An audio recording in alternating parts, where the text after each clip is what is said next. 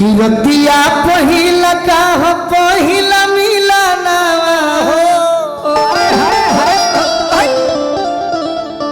भाग से भेटाइल बड़े सजन के सजना सैया सभे से जिया के सुखावा अरे ससुरवा में आज भोगे लड़की कहते हैं बड़का भैया ए राम जी हो खेजनी अरे दिहाली भोरावा तो का करबो अब लमुआ कोरवा राज भोगे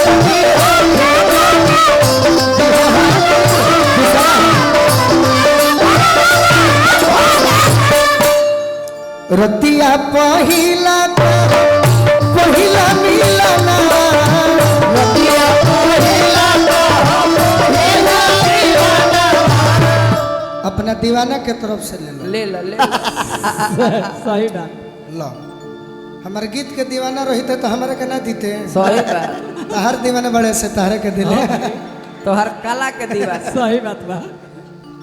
मैं गलत बोलता ही नहीं, कभी नहीं। अगर मेरे गाना को सुनते तो पहले मेरे पास न आते तुम्हारे पास गए इसका मतलब तुम्हारे दीवाने हैं रतिया पहिला का पहिला मिलना रतिया पहिला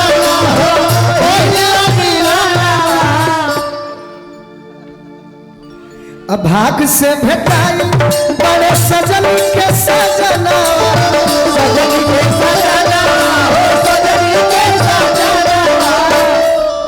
दुनिया और दीवाना हो खचाना लेकिन निर्मला यादव और दीवानी हो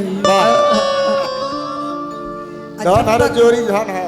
आज जब तक शरीर में जान रही तब तक ये जोरी के जोर नहीं पवन सिंह के बाद खेसारी लाल के बाद राउरे नंबर बा एक बार जान ले आज सबसे पहले कि हमरा योगी आदित्यनाथ के नगरी में राउर स्वागत बा हमहू जिला कुशीनगर के रहे वाला बानी तो देखी हमरा यूपी में कितना प्यार बा अरे वह बिहारों में कितना प्यार बा हम देखो जिया कहता हरा यूपी में प्यार बा यह प्यार बा एगो बूढ़ होके पहले नचनिया के आशीर्वाद देता रहे बूढ़े आदमी बीमार बा ए राम जी हो के जानी दिहाली भोरवा बमुआ कोरवा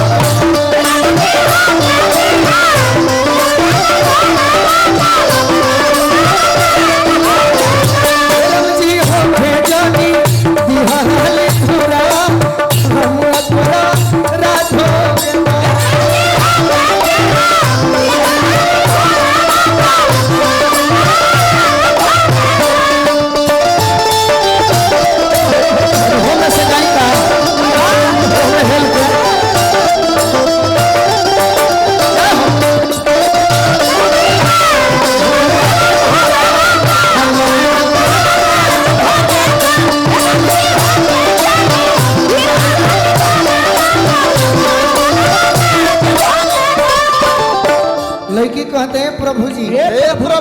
ये बाबा बानी हमारे गार्जियन पिता तुल मजाक होता लड़की कहती कि अब ले तब भइल रहे अरे दूरही से बतिया जितना दिन बतियोले बनी फोने से बतियोले बनी अभी मिलल कहाँ बनी यही से विनती करतानी कि आज ले तो भइल रहे फरक से बतिया फरक से बतिया हो फरक से बतिया अब ले तो भइल रहे फरक से बतिया फरक से बतिया हो फरक से नियर राई जियरा जुड़ाई जाई छतिया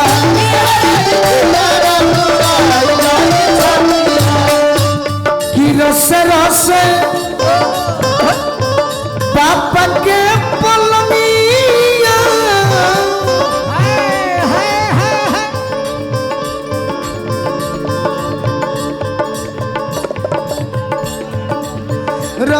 से पापा के पलनिया जवनिया मसाज हो खेदा रासे रासे पापा के पलनिया जवनिया मसाज हो खेदा राम जी हो खेजनी राम जी हो खेजनी बिहारी भोरावा बलमुआ कोरावा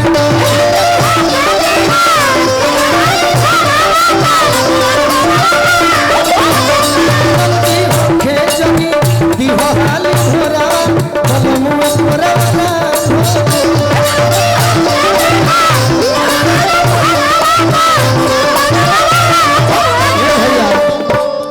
किसनिया में अनिया के अरे रोआ रोआ खिली है बहिया में बहिया जो गोलू जी से मिली है जेकर हमार बड़का भैया फैन है उनके लिखल गीत कि सोची सोची जखमी जितेंद्र के अरे बड़ बड़ मिजाज हो खेदो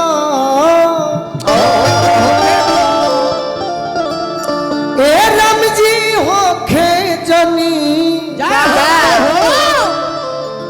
अरे बिहाली भोरावा अब बोलो मुहा कोरावा